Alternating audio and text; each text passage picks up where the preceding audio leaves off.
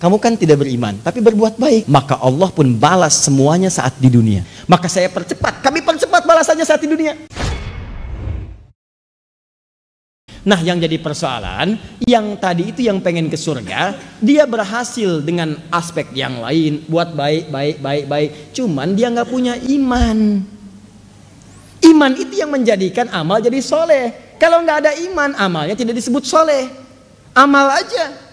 Amal itu dibagi 3. 1 amal soleh, 2 amal salah, 3 amal aja. Apa itu? Amal adi namanya, adi aja, amal rutinitas. Baik dipandang baik oleh semua orang baik. Kalau soleh itu amalan yang dipandang baik oleh Allah, itu soleh. Makanya istilah soleh itu istilah dalam Islam, istilah dalam Quran. Ada di Quran surah ke-7 ayat 189. La in ataitana sholiha lanakunanna minasyakirin. Takwa istilah Quran, iman istilah Quran. Tidak ditemukan dalam hal-hal yang lain. Itu istilah Quran itu. Istilah Quran. Jadi ketika Anda mengatakan teman-teman, amal soleh, amal yang diridhoi oleh Allah. Kapan amal diridhoi oleh Allah? Ketika ada iman dalam mengerjakannya. Anda pun sholat kalau nggak pakai iman kelihatannya ibadah, tapi Allah nggak ridho, nggak jadi amal soleh. Bahkan disebut celaka. Fawailul lil musallin, celaka orang sholat. Yang sholat aja bisa celaka, apalagi yang nggak sholat. Itu kesimpulannya. Apakah semua orang sholat celaka? Tidak. Alladzina hum an sholatihim sahun, alladzina hum yuraun. Karena nggak ada iman, dia nggak pengen dilihat Allah, pengen dilihat oleh orang lain. Infak tanpa iman gagal, habis amalannya. Ambil ditelan bah. Infak Anda, masya Allah, 1 miliar, bikin kemudian pamflet dari Sabang sampai Merauke, bikin semua. Begitu dikerjakan batal amalan, habis. Quran surah kedua ayat 264. Ya ayyuhalladzina amanu tubtilu shadaqatikum bil manni wal adza kalladzi yunfiqu malahu ria'an nas. Habis semua. Nah, teman kita ini dia lulus pada ujian yang lain tapi tidak lulus dalam aspek keimanan. Sehingga amalnya tidak menjadi amal soleh, hanya amalan rutinitas saja.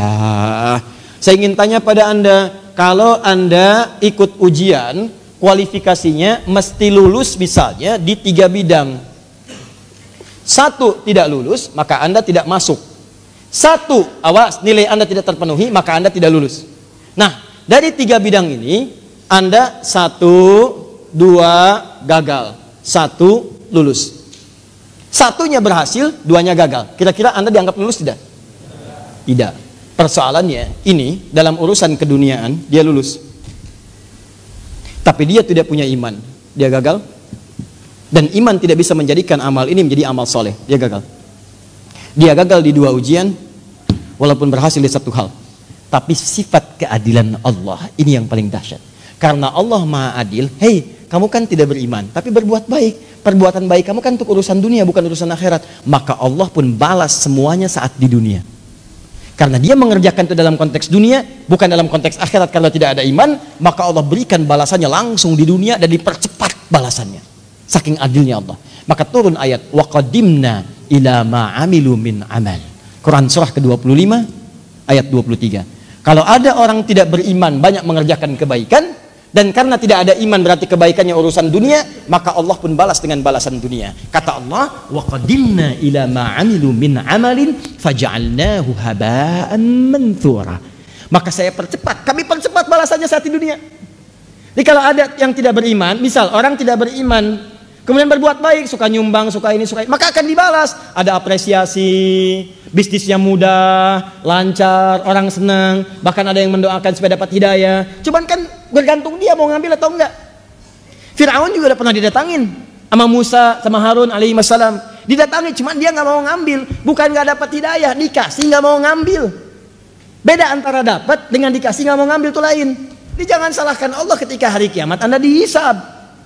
Bukan Allah nggak ngasih, Anda yang nggak mau terima. Makanya kata Allah, di dunia kami berikan, di akhirat hukumnya beda. Faja'alnahu haba'an manthura. Maka amal-amal yang Anda anggap baik tadi akan diperlihatkan oleh Allah dalam bentuk debu yang berterbangan. Indah bahasa Qurannya. Debunya terbang. Kalau debunya tidak terbang mengumpul, maka dia akan punya masa. Dan masa itu mesti ditimbang. Jadilah sebuah amal soleh. Tapi bahasa Qurannya indah. Terbang dia. Siapa yang bisa nimbang yang terbang? Burung tidak bisa ditimbang saat dia terbang. Ayo timbang saya, nggak bisa. Ya, kata burung kakatua.